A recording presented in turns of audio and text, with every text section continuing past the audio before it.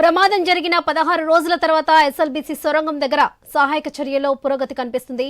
0 point దగ్గర rescue teams కొన్ని ఆనవాలను గుర్తించాయి. TBM machine ముందు భాగంలో ఒక మృతదేహం ఉన్నట్లుగా చెబుతున్నారు.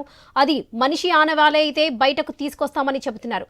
అది ఇంజనీరు గురుప్రీత్ సింగ్ మృతదేహంగా సందేశిస్తున్నారు. కేరళ నుంచి క్యాడవర్ డాగ్స్ ను తీసుకొచ్చాక టన్నెల్లో చిక్కుకున్న వారి జాడ గురించి వేగంగా సహాయక చర్యలు చేపడుతున్నారు. క్యాడవర్ డాగ్స్ గుర్తించిన మరికొన్ని స్పాట్లోనూ ఫోకస్ పెట్టారు.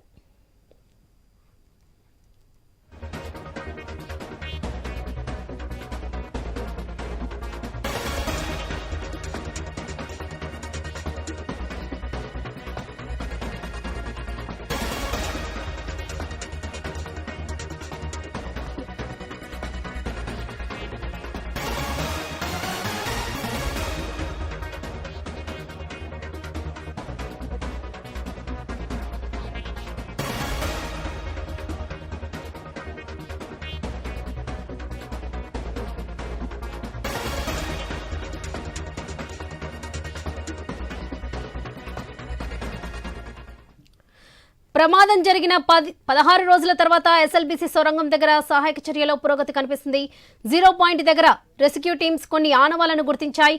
టీబీఎం మిషన్ ముందు భాగంలో ఒక మృతదేహం ఉన్నట్లుగా చెబుతున్నారు. అది మనిషి ఆనవాలే అయితే బయటకు తీసుకొస్తామని చెబుతున్నారు. అది ఇంజనీరు గురుప్రీత్ సింగ్ మృతదేహంగా సందేహిస్తున్నారు.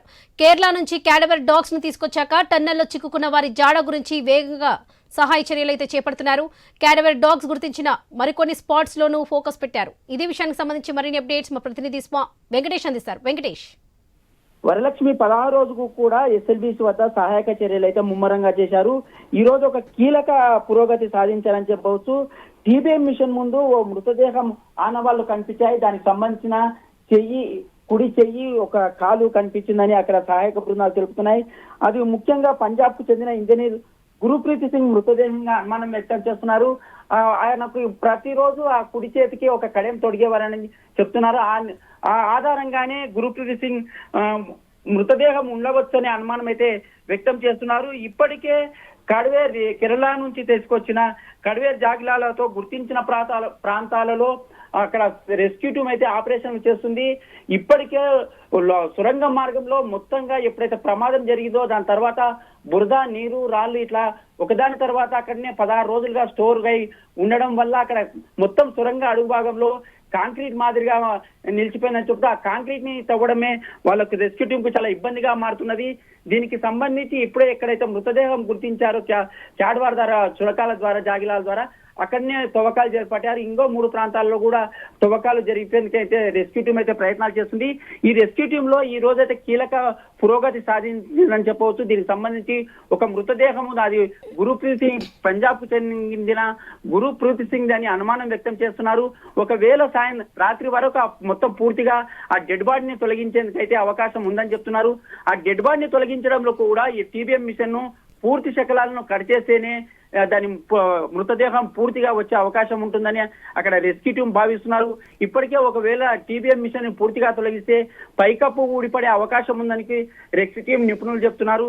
ఈ నేపథ్యంలో అక్కడ బయటపడిన మృతదేహాన్ని ఒకవేళ గురుప్రీత్ సింగ్ అయితే దాన్ని మొత్తంగా బయటికి తీసి డిఎన్ఏ పరీక్ష ద్వారా అతందా కాదా అని నిర్ధారించే అవకాశం ఉంది. దాంతో పాటు ఫోరెన్సిక్ ల్యాబ్ తో వైద్య పరీక్షలు నిర్వహించి పోస్ట్ మార్టం చేసే అవకాశం ఉందని ఒక పక్క చెప్తున్నారు. ఏది ఏమైనప్పటికీ ఒక్కొక్కటిగా వాళ్ళు చేస్తున్న, ఇక్కడ రెస్క్యూ టీమ్ చేస్తున్న ఒక్కొక్క పురోగతిలో మాత్రం పనుల వేగవంతం మాత్రం ఒక్కొక్క బాడీ బయటపడే అవకాశం అయితే కనిపిస్తుందని చెప్పవచ్చు. ముఖ్యంగా చాలా అవరోధంగా మారిన ఈ టీబీఎం మిషన్ అక్కడ బురదను తొలగించేందుకైతే ఇప్పటికే ఒక జేసీబీని, దానికి సంబంధించిన పెద్ద వాహనాలను కూడా పంపిస్తున్నారు. ఆ శకలాల కటింగ్ కూడా ఎక్కడైతే ప్లాస్మా కటింగ్ కట్టర్లతో దాన్ని తీసుకొచ్చేందుకే ప్రయత్నాలు అయితే చేస్తున్నారు. రాత్రి వరకు ఏదో విషయం అయితే బయటపడే అవకాశం అయితే స్పష్టంగా కనిపిస్తుంది. Varalakshmi. Right Venkatesh, thank you.